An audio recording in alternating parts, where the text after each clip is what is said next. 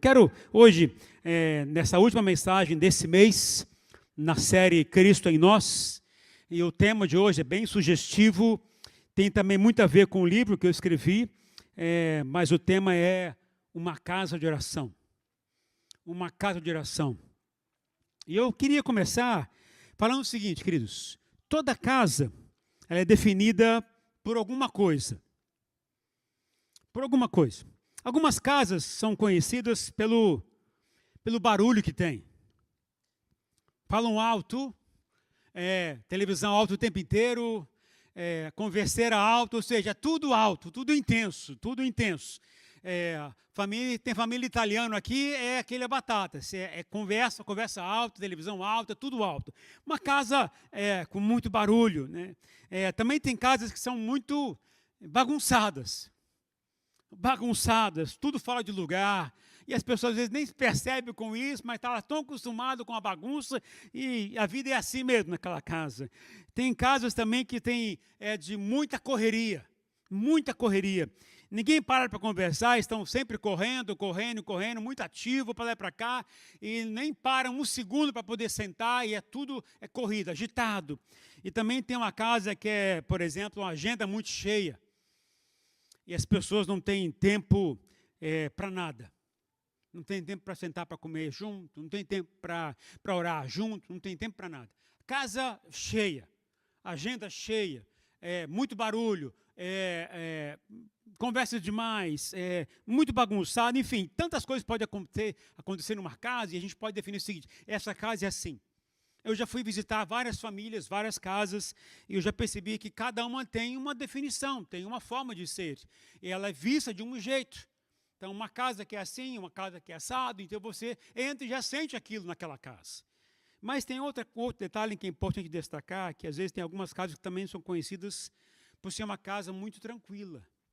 Uma casa onde tem muita paz, onde você tem prazer de estar lá, onde você sente Deus naquela casa, onde as conversas estão sempre permeadas pela presença de Deus, pela vontade do Senhor. E tudo que circula naquele lugar é um ambiente agradável, porque você percebe Deus agindo naquele lugar. É um lugar agradável para se estar, as pessoas gostam de estar lá. Você conhece uma casa assim? Uma casa que tem atitudes diferentes, bagunçada, uma casa que fala-se muito alto, uma casa que tem muito paz. Como é que é a sua casa? Como é que é a sua casa? Sua casa é tranquila, agitada, bagunçada, o pessoal fala muito alto, uma casa muito que ninguém para quieto, correria o tempo inteiro. Como é que é a sua casa? E o assunto tem um pouquinho a ver com isso hoje. Mas eu quero ir um pouquinho mais a fundo nesse aspecto. Eu queria fazer uma pergunta para nós pensarmos, o que define a sua vida espiritual hoje? Como é que a sua vida é conhecida por você e pelas pessoas perto de você? Talvez indo mais a fundo, como é que a nossa igreja é conhecida? Como é que a nossa igreja é vista? Como é que a nossa igreja ela é reconhecida pelas pessoas? Nós definimos para nós esse ano como tema Cristo em Nós. Isso não é um slogan, não é uma frase de efeito, de impacto. Na verdade, é uma verdade que precisa se aparecer em nossas vidas. Ela precisa ser vista pelas pessoas. Cristo em nós, em nossas vidas, em nossas casas, em nossa igreja. Eu quero ser bem direto com vocês nesta noite, bem ousado, por sinal, nesta noite. Eu não vim aqui para perguntar a vocês como é que vocês estão com Deus. Não vim aqui para perguntar a vocês se vocês oram ao Senhor. Mas eu vou ser mais direto nessas noites com vocês. Eu vim perguntar a vocês o que tem tomado o lugar da oração na vida de vocês. O que tem tomado a oração na vida de vocês? Tem tomado o lugar da oração na vida de vocês. Porque toda casa ela é governada por alguma coisa. Alguma coisa governa a sua casa. E a pergunta talvez simples seria: o que governa a sua casa? O que governa a sua casa? Jesus respondeu essa pergunta com uma frase que atravessa tempos e tempos e tempos. Jesus disse algo muito forte. Ele disse: a minha casa será chamada casa de oração. A minha casa será chamada casa de oração. Essa é uma frase que não foi dita num culto, ela não foi dita num momento de tranquilidade, foi dita num momento de muita tensão e de muito confronto. Olha o que diz lá em Mateus capítulo 21, versículos 12 e versículo 13. Jesus entrou no templo e expulsou todos os que estavam vendendo e comprando. Derrubou as mesas dos cambistas e as cadeiras que vendiam pombas e lhes disse: está escrito, a minha casa será chamada casa de oração, mas vocês estão fazendo dela um covil de ladrões. Forte, né? Forte isso. Esse texto acontece basicamente na última semana de Jesus, antes de ser crucificado, antes de ser morto. Portanto, tem uma conotação importante. Se fosse no começo, poderia ser algo para se ensinar os princípios básicos de uma vida com Deus. Mas como já é quase no final da vida de Jesus, eu quero dizer que é mais ousado e o seguinte, tem muito a mais a ver com uma orientação básica daquilo que mais importa na vida das pessoas. Aquilo que tem que ter relevância para a gente. O templo estava cheio de gente. Cheio de gente. O templo estava funcionando muito bem. As pessoas estavam lá organizando tudo. Era uma igreja muito movimentada. Eu poderia dizer para nós hoje, seria o seguinte, uma igreja com o ministério funcionando na ativa. Ministério de louvor, bombando. Ministério de crianças, bombando. Da diaconia, bombando. Tudo andando perfeitamente, tudo muito ativo, tudo muito movimentado. Mas Jesus entra naquele lugar e destrói tudo isso. E Jesus fala uma coisa séria. O lugar da oração foi ocupado por outras coisas. E isso é muito sério. Isso é muito sério. O lugar da oração foi ocupado por outras coisas. O espaço onde pessoas deveriam encontrar Deus acabou virando mercado. O espaço que deveria ser um lugar para as pessoas se aproximarem do Senhor, virou um lugar de muito barulho. Virou um acesso para transações comerciais, negócios, e não para se aproximar de Deus. Interessante que Jesus, ele não está com raiva do comércio. Ele não está com raiva porque estão vendendo coisas na casa de Deus. Ele está dizendo o seguinte, vocês tiraram das pessoas o lugar de encontro com o Pai. Vocês estão omitindo aquilo que é mais importante, aquilo que deveria ser prioridade. Vocês estão eliminando das pessoas a chance de estar mais perto de Deus e colocando outras coisas no lugar. E estão ocupando com outras coisas. E quando ele diz a minha casa será chamada casa de oração, ele não está falando só sobre um prédio. Está falando sobre algo que tem a ver com a gente, o povo de Deus. Olha o que fala em 1 Coríntios 6, versículo 19. Acaso não sabem que o corpo de vocês é santuário do Espírito Santo que habita em vocês, que lhes foi dado por Deus e que vocês não são de si mesmos? Portanto, essa palavra tem a ver comigo e com você, com a gente como igreja. Se nós somos a casa, o que é que governa essa casa? O que governa a nossa casa? Jesus está falando sobre casa, então a primeira coisa que precisamos entender, o que define essa casa é o seguinte. Primeiro, casa de oração é identidade, não é evento. É identidade, não é evento. Jesus não disse, minha casa será cheia de momentos de oração. Mas ele disse, minha casa será chamada casa de oração. A palavra casa aqui no original, ela tem como sentido ambiente, tem como sentido identidade, tem como sentido cultura. O que Jesus está dizendo é que o que define minha casa não é o que acontece lá naquele lugar, no palco, mas é o que acontece diante da presença de Deus. E a palavra chamada está falando daquilo que ela será conhecida e reconhecida pelas pessoas. As pessoas vão ver o que tem na sua casa, vão ver quem é você. Isso tem a ver com identidade. O problema da religião, o problema de muitas igrejas é que ela transforma a oração como um momento de agenda. É apenas uma programação. Mas Jesus quer a oração como um ambiente onde você está diante de Deus.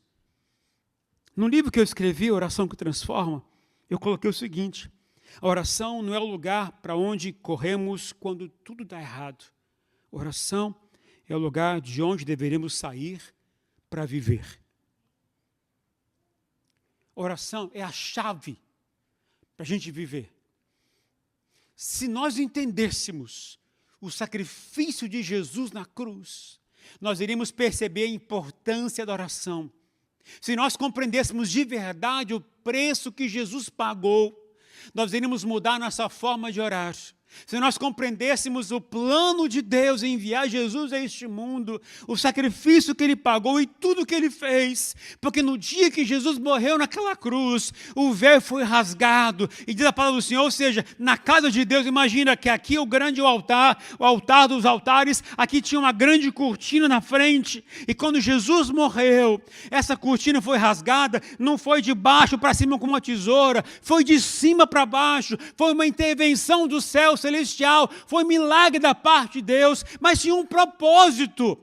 O propósito é que nós, a partir de agora, tivéssemos livre acesso ao Pai. Livre acesso ao Pai. É para isso que Jesus morreu, porque antes nós não tínhamos acesso ao Pai, antes a gente tinha que fazer sacrifícios. Pega um animal, mata ali, e a fumaça subindo seria nossa oração ao Senhor. Mas agora, a partir de Jesus, morto na cruz, a gente tem livre acesso ao Pai, podemos falar com o nosso Pai, e Ele vai ouvir nossa oração. E isso é algo tremendo que a gente às vezes esquece. Talvez a maior prova disso é quanto que a gente valoriza a oração, quanto que a gente se importa com a oração. E a oração, uma casa de oração, tem que ser a nossa identidade, tem que ser a nossa vida. Quando a gente ora, queridos, a gente está em contato com o Pai. Quando a oração deixa de ser identidade, ela vira apenas um detalhe, uma agenda, uma programação. E quando vira um detalhe, uma programação, outra coisa assume o governo da casa. E falando em identidade, pouquíssimas vezes a gente vê em Jesus chamando Deus de Deus. A maioria das vezes, quando Jesus se refere a Deus, Ele o chama de Pai. Pai. Quando Ele foi orar para que fosse ressuscitar Lázaro, que Ele disse: Pai, eu sei que o Senhor sempre me ouve. Quando Ele foi ensinar Jesus a oração do Pai Nosso, Ele orou, começando a dizer: Pai Nosso, é Pai Nosso. Porque a identidade define como você vive. E a Bíblia é clara, queridos, a árvore boa dá bons frutos, a árvore má dá más frutos. O que você faz revela quem você é. Identidade não muda com o ambiente. Não depende de onde você está. Não depende de quem está perto. Se eu estou em New Jersey ou em qualquer outro lugar, a minha identidade não muda. Eu sou filho de Deus, eu tenho acesso ao Pai. E se eu estou dentro da igreja ou num ambiente totalmente fora do ambiente religioso, isso não muda a minha identidade, eu continuo sendo filho de Deus. Se eu estou perto de gente que me conhece, ou estou gente que não me conhece, eu continuo com a mesma identidade. Eu sou filho de Deus, eu tenho acesso ao Pai. Eu carrego a minha identidade comigo. Eu sou de Jesus. Eu sou filho de Deus. Ele vai comigo aonde eu for. Na minha casa, é no meu trabalho, é dirigindo o carro, é nas redes sociais, em qualquer lugar. O que eu faço define a minha identidade. Quem você é quando ninguém está te olhando é a sua identidade. Eu sou filho de Deus aqui e em qualquer outro lugar. Eu continuo sendo filho de Deus em qualquer ambiente. Porque isso não é um papel, isso não é uma agenda, isso não é uma programação, isso é minha identidade. As pessoas podem dizer o que quiserem sobre você. Elas podem falar mal de você, podem julgar você, podem condenar você, ou podem elogiar você. Não importa, não importa. tudo, a gente tem que compreender, depende da nossa identidade. A minha identidade vai definir o quanto que eu vou valorizar o que as pessoas falam de mim ou não falam de mim. O próprio filho pródigo, quando Jesus contou a parábola do filho pródigo, o filho pródigo depois fez besteira, fez muita coisa errada, ele fez mesmo. Mas no meio daquele lamaçal, ele lembrou do quê? Lembrou da casa do meu pai. Na casa do meu pai. Tem isso, tem aquilo, na casa do meu pai. Meus irmãos, por favor, você pode estar doente, mas você tem um Pai Celestial. Você pode estar em crise no casamento, mas você tem um Pai Celestial. Você pode estar desempregado, você tem um Pai Celestial. Você pode estar sentindo pânico por causa da imigração, mas você tem um Pai Celestial que pode consolar você. Você pode estar sendo maltratado pelas pessoas, mas você tem um Pai Celestial. E se você tem um Pai, você pode dobrar os seus joelhos e falar com Ele livremente. E isso é identidade. E isso é casa de oração. Identidade não elimina a dor, mas ela muda completamente como você atravessa a dor. Casa de oração, queridos, é a nossa identidade como cristão. E ela é formada, sabe aonde? Ela é formada no secreto. Ela é gerada, ela cresce. Ela foi formada no momento com Deus.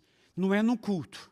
É no seu momento com o Senhor. Olha o que Jesus disse em Mateus 6, versículo 6. Mas quando você orar, vá para o seu quarto, feche a porta e ore ao seu Pai, que está em secreto.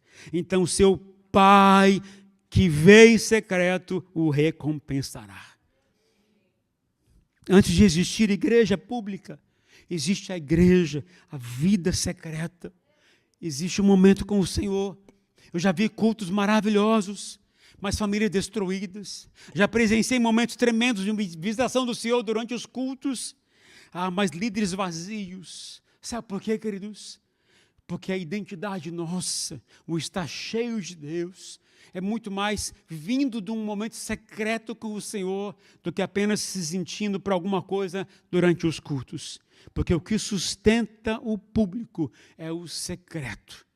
O que sustenta a sua vida fora é a sua vida íntima com o Senhor.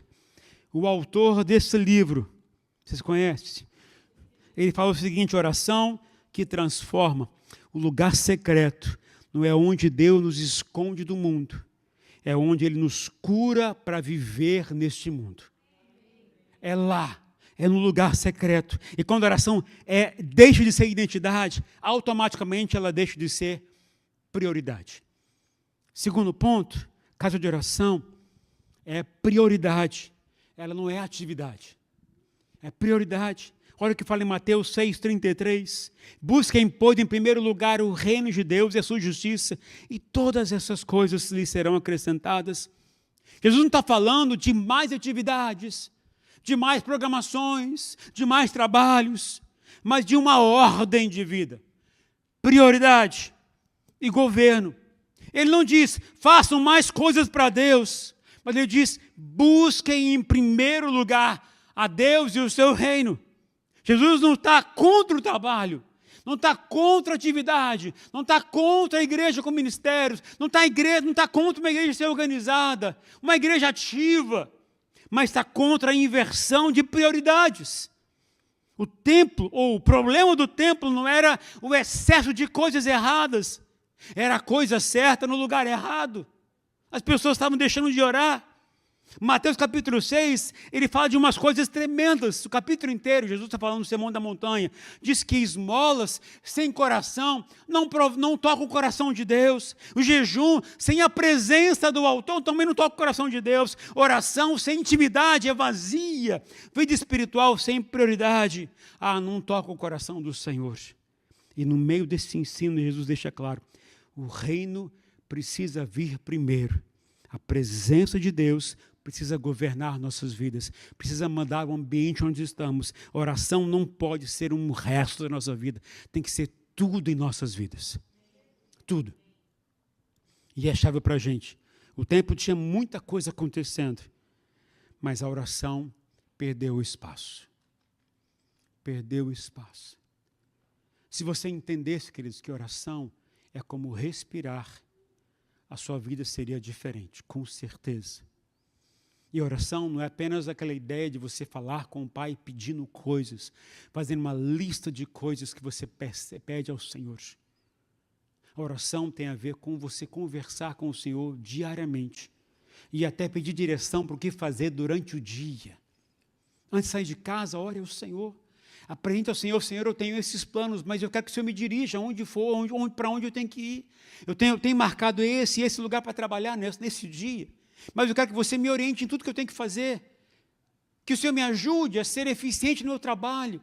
Que o Senhor me ajude a testemunhar do Senhor onde eu estiver. Que o Senhor me ajude a transbordar de amor às pessoas. Que o Senhor me ajude a suportar as pressões que estão vindo nesse lugar. A oração é chave para viver a vida, gente. É chave. E é um risco a gente deixar de lado a oração. Porque quando a gente não tem oração, a gente está perdendo a essência de nossa identidade e perdendo o propósito principal da gente viver. Comunhão com o Senhor. Enquanto tratamos a oração apenas como emergência, nunca viveremos a oração como governo. Como governo. O que não é prioridade, com o tempo vira detalhe. E isso a gente não pode esquecer de forma alguma. Casa de oração não é casa sem agenda, sem programação, sem atividade. É casa onde Deus vem antes de tudo, porque Ele é a prioridade. Mas quando a oração deixa de governar a nossa casa, algo ainda mais profundo acontece. O reino de Deus deixa de ser o centro.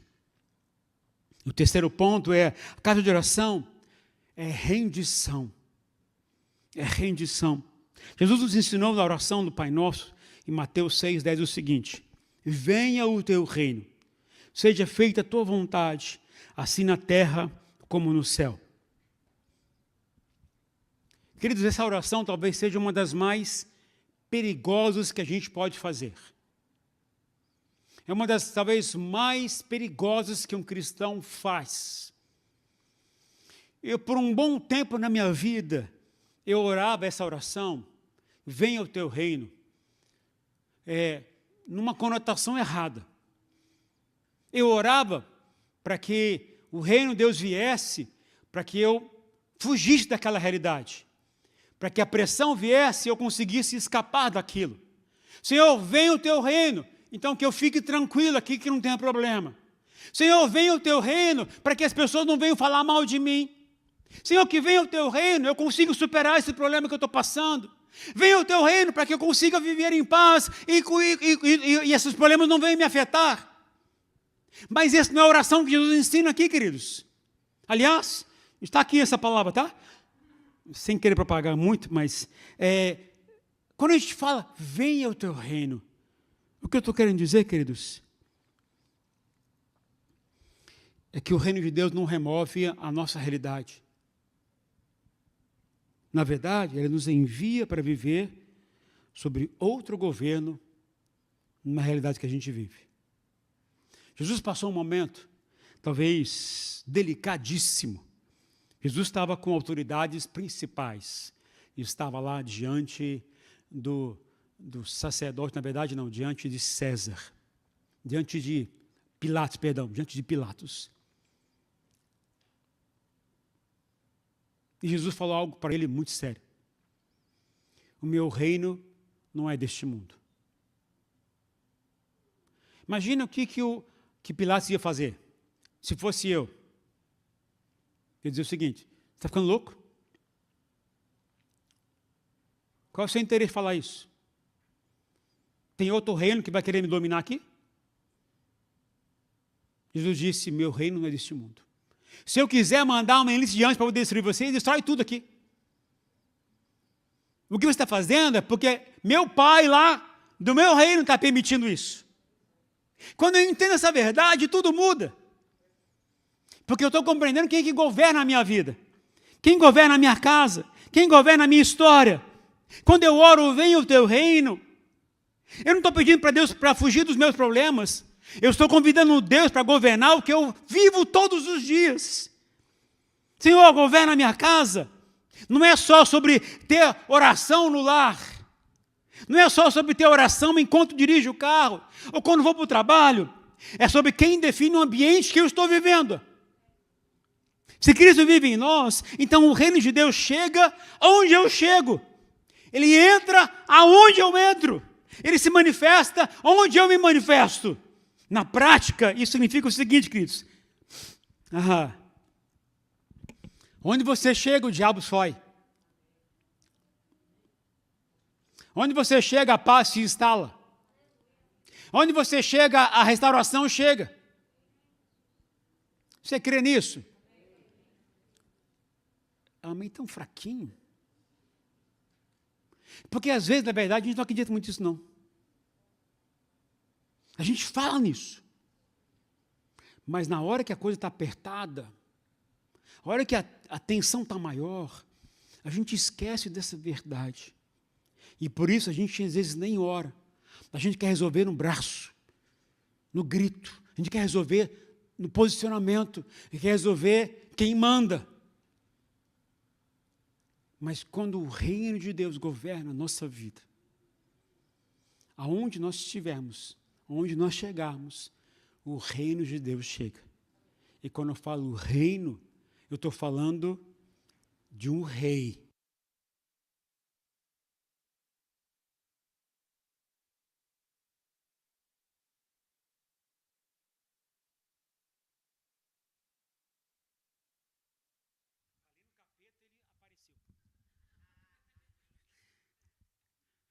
Quando eu falo em reino, estou falando de posicionamento diante das circunstâncias que a gente vive. O reino de Deus, queridos, ele precisa ser mais forte que a nossa agenda. Ele precisa ser mais forte que o cansaço nosso. Ele precisa ser mais forte que o estresse que a gente vive. Ele precisa ser mais forte que a correria. Ele precisa ser mais forte do que as preocupações. O reino de Deus precisa ser mais forte do que a gente mesmo. Quando a gente entende isso, o ambiente muda. O clima muda. As circunstâncias mudam. Porque o governo de Deus aparece no lugar. Então, o nosso problema é a nossa identidade. É em compreender que a casa de oração somos nós. Quem é? Somos nós. A presença de Cristo Jesus precisa ser mais forte que tudo. Que tudo. O problema não é, queridos, a ausência de trabalho, não é a ausência de fazer as coisas, mas o problema é quem governa no meio de tudo isso. Cristo em nós é o governo do seu reino, alterando o ambiente onde nós estamos. E sabe quem faz isso? Deus, através da nossa oração.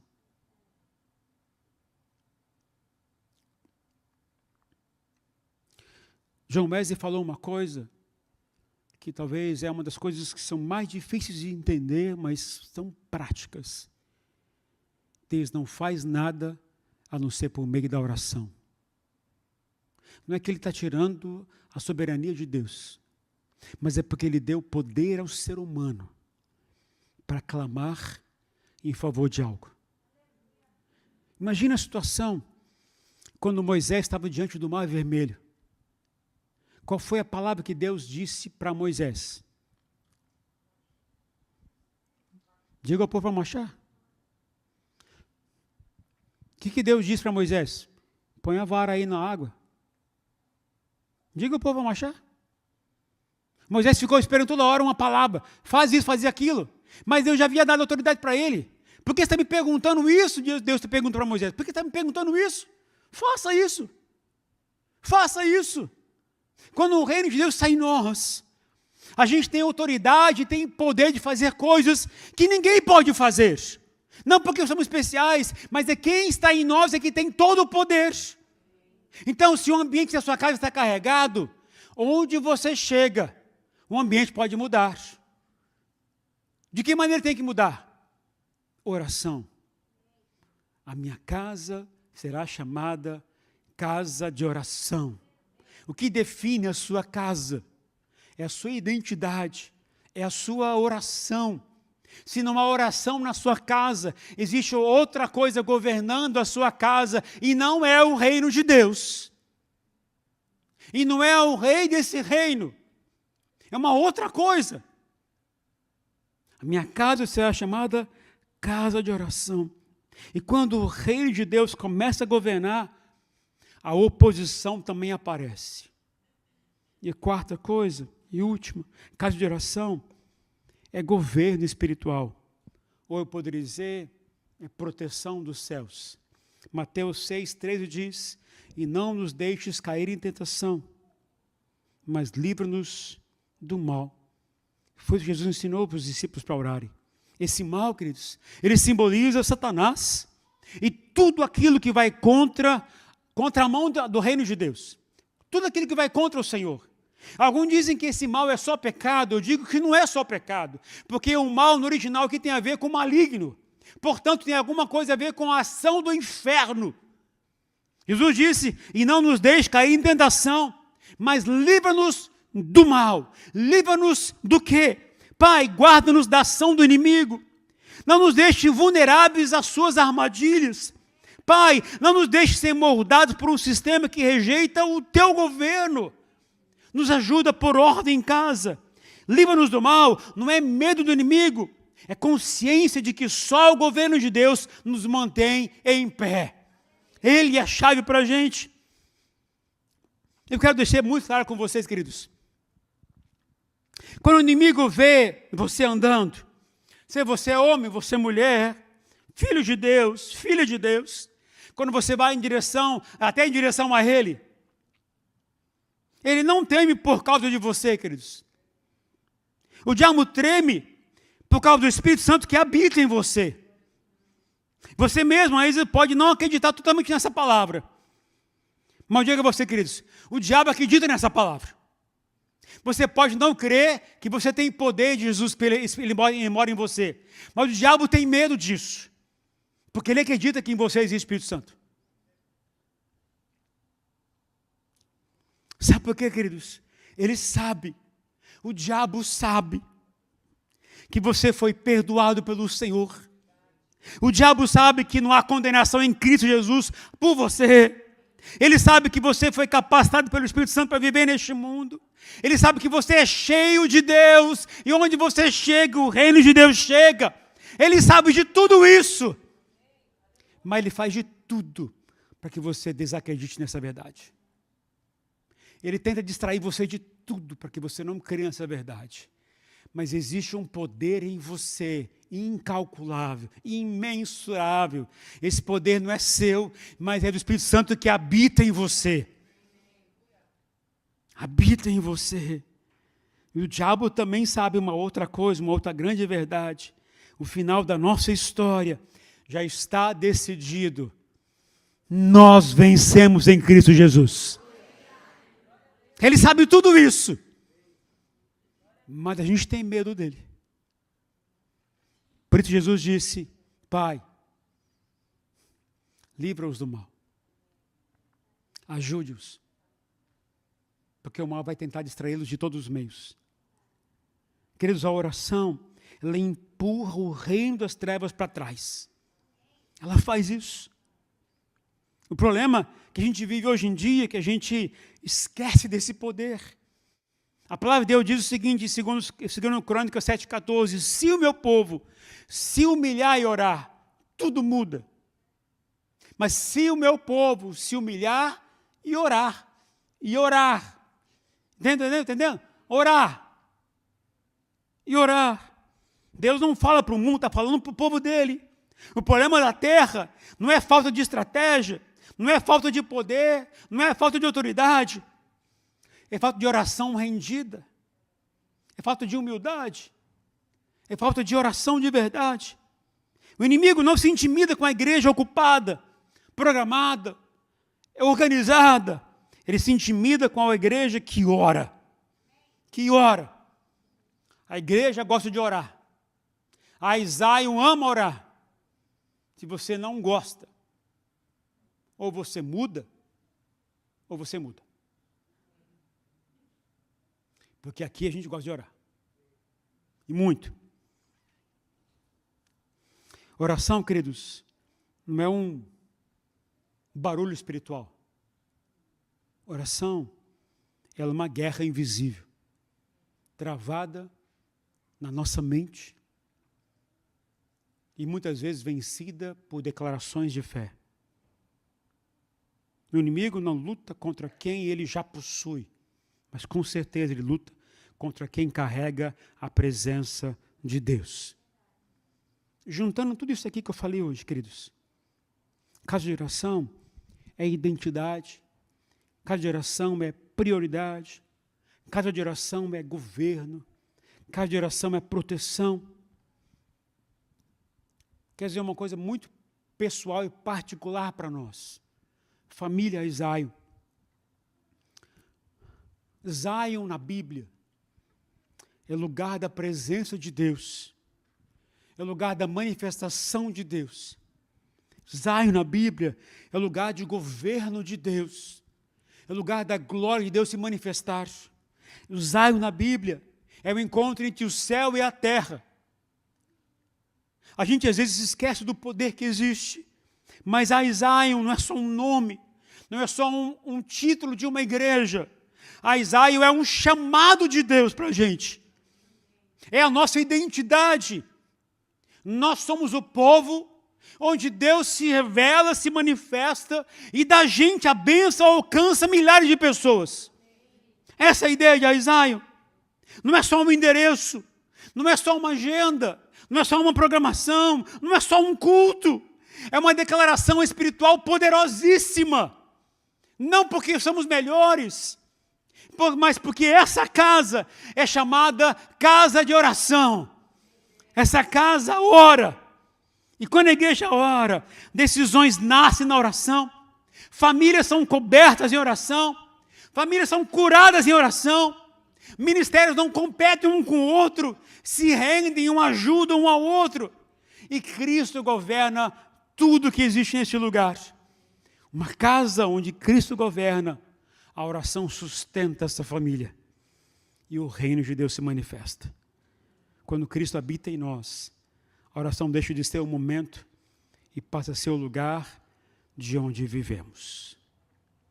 Quero te convidar a ficar em pé, por favor, e chamar o louvor na frente. Jesus limpou o templo naquele dia, não porque estava com raiva, mas porque ele amava a sua casa. Ele estava rejeitando o que eles estão fazendo para impedir as pessoas de terem comunhão com o Pai. E ele continua fazendo isso ainda hoje. Não para nos expor, mas para nos alinhar a Ele. E eu termino perguntando duas coisas para a gente. O que governa a sua vida? O que governa essa casa chamada Zion?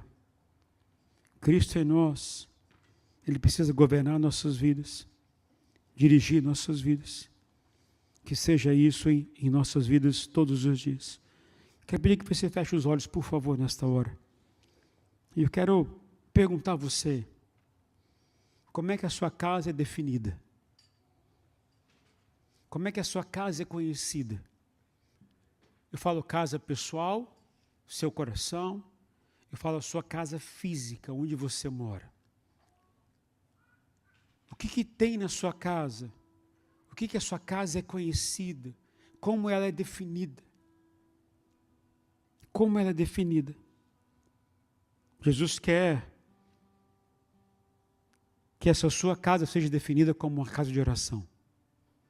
Um lugar de comunhão constante com o Senhor. Não um lugar onde há momentos de oração. Não um lugar onde há momentos de comunhão lendo a palavra de Deus. Mas um lugar onde há comunhão constante. Eu não falo de você ficar orando 24 horas por dia. Eu estou falando de você ter todo o seu dia marcado por algo que muda o seu ambiente. E isso é oração que faz. Aonde você for, você já orou antes. Aonde você chegou, você já orou antes. Sabe? A sua oração tem que chegar antes de você naquele lugar. A oração tem que ter importância para você. Então vamos orar nesta hora, queridos.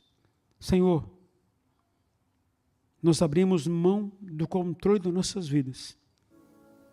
Abrimos mão da pressa, do orgulho.